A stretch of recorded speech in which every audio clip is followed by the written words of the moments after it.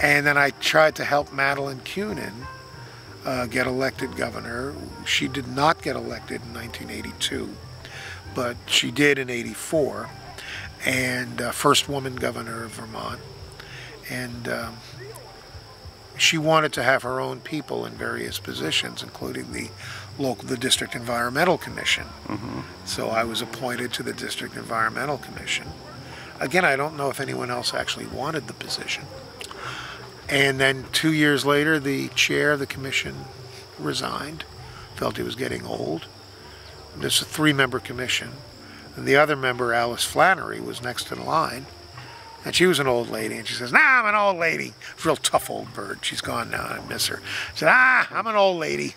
I've had my time. Time for you young folks." So suddenly, I'm the chair of the District Environmental Commission, the Act 250 Commission. And then Peter Welch, one of our state senators from Windsor County, decided he wanted to run for Congress. He ran in '88 and lost, and just got elected to Congress about 4 years ago, finally. Politics can be heartbreaking here. But he decided to run for Congress back in '88, and in those days, if you had a secure seat, you were supposed to find a candidate. And so he encouraged me to run for his seat. I did. I lost. We elect 3. I came in 4th. The guy who came in 3rd and was elected, and this is great how I actually got into the Senate. Steve Rainas was elected to the Senate. I was not. I just went back into being a folk singer. Steve fell in love with a woman who lived in Montpelier, who was divorced and whose ex-husband lived in Montpelier. And she said to Steve, "I'm not going to take my children away from their father. So if you want me, you've got to live in Montpelier." And they started looking around and for a position for him, and Madeline Kunin appointed him chair of the State Environmental Board, which opened up his seat, and the governor in Vermont appoints replacements for vacancies until the next election. And so Madeline Kunin appointed me to the Senate. I sent Steve Rainas' now wife. First thing I did upon being appointed to the Senate was to send this woman a bouquet of flowers. I said, "I owe it all to you." Yeah. So that's, to answer your question, that's how it, simple, short question, long answer, but it's a somewhat complex narrative. I got into the Senate by appointment, and then a year later ran in my own right. Came in first of, I think there were 8 candidates that year for the 3 spots. And was re-elected every 2 years after that, till I decided in '02 not to run again. Was out of the Senate for 4 years, missed it, and went back. Why did you make the choice not to run? I loved being in the Senate. I was majority leader by that time. And my last 2 years, I chaired the Natural Resources Committee. My mother could not believe me that I had not been demoted from majority leader to committee chair, but in the Vermont legislature, a committee chair has much more power than the majority leader. But the Senate was going fine for me. It was the folk singer stuff. It was gradually drying up. I just wasn't making a living at it. And I realized I had to do something else. And I figured it. If I was going to change careers, I needed to be available 12 months a year. So I left that. I mean, it's a hard sell to say to someone, "I'm the guy you need to hire, and you need me so much you got to pay me well. And you need me more than all these other guys. And by the way, I won't be here 6 months a year. And that's okay. You don't need me that much." I mean, it's a contradiction. If you're trying to sell yourself... Did you think that folk singing was going to... What was the other 6 months of the year? You know, I made my living 6 months a year as a legislator and 6 months a year as a folk singer. And now I wanted to do something those other 6 months other than folk singer. Because I wasn't making so you were ready to let go of that? Well, you know, I was willing to ready to do something else for a living. And I had for me, what had always separated the men from the boys is do you make a living at it? And I'd always held weekend musicians in contempt. I am now a weekend musician, and I haven't enjoyed music this much since I was in high school. Really? Yeah. In fact, I think it's Emile Zola Victor Hugo, some 19th century French writer said this of writing for a living, but I would say it of music also, which is, he said, it's just like prostitution. First you do it for love, then you learn to do it for pleasure, and then one day you're shocked and delighted that you can actually get paid for it.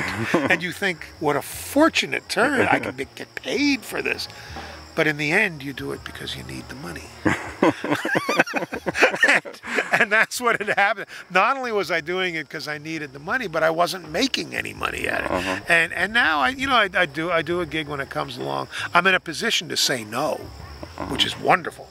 You know, if I'm offered a gig that I know it's just not conducive to what I do. Right.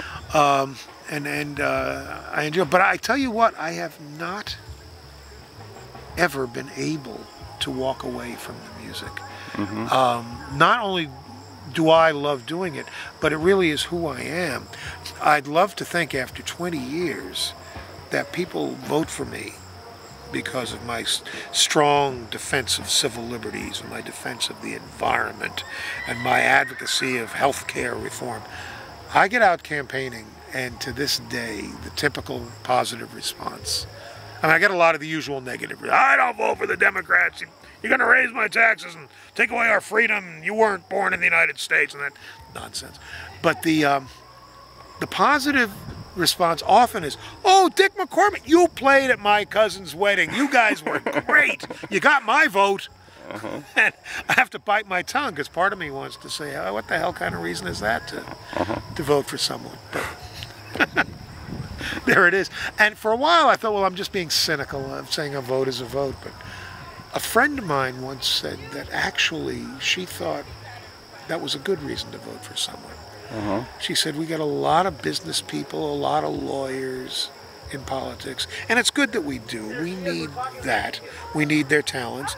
She said, but I love that at least one of the people writing our laws knows how to sing. Yeah. And she said it like that. You sing and you write our laws. So... Have you done more albums over the years? Oh, yeah. Let me see. What sort of projects are you up to musically these days? When I left the country school, I was working on my third album, on which you, Arthur, played. Right? You did. Beautiful Flute, if I remember right. No, that was Jim. Oh, that was LaDue. I played the bass on it. You did play the bass. That's right. Okay, you played bass, and LaDue. Whoever said it would be easy. Yeah, that album was Whoever Said, which is actually, I think, to this day, Old Friends Never Die. Yeah, I think that was the album, right? To this day, that's my favorite album. I had done Voices in the Hills before that, and I had done an album. Is that Voices in the Hills? Is that music or is that set? No, that was because I heard something that you did with Bill Boardman that's all satire stuff. Yeah, well, that was right? the Panther Players. Yeah. But and then years before, my then wife Georgia and I did an album called "Who Are We Trying to Kid," and I actually got a call once from Switzerland of a guy. Is this the same Dick McCormack as a heavy accent as Dick in Georgia? And I said, yeah. And he says, you did Who Are We Trying to Kid? And I said, yes, and I was so thrilled, you know. Is it possible to buy a copy? And I was so flattered. And then he said, yeah, I'm in an organization, a club. We collect obscure American music. I said, well, I guess that would accurately describe Georgia. Yeah, we're pretty obscure. After here, I did a live album, only on CD. Whoever said it would be easy was the last vinyl LP. Was that ever released on CD? Yeah. I mean, you got to email me, and I'll run off a copy for you. Is how it works. You know, the technology has got. We shared some copies that we streamed to cassette and then streamed to MP3 between a couple of us. Yeah, I'm on YouTube already I did a political television show, you know, an interview show as a politician, and they said, you know, for the end of the program, I brought in my guitar and I did a song I had written recently called "The Year the Hippies Came." It's about Vermont, you know, and in any case, it's got a couple of thousand hits apparently. I had nothing to do with it; it just grew legs on its own.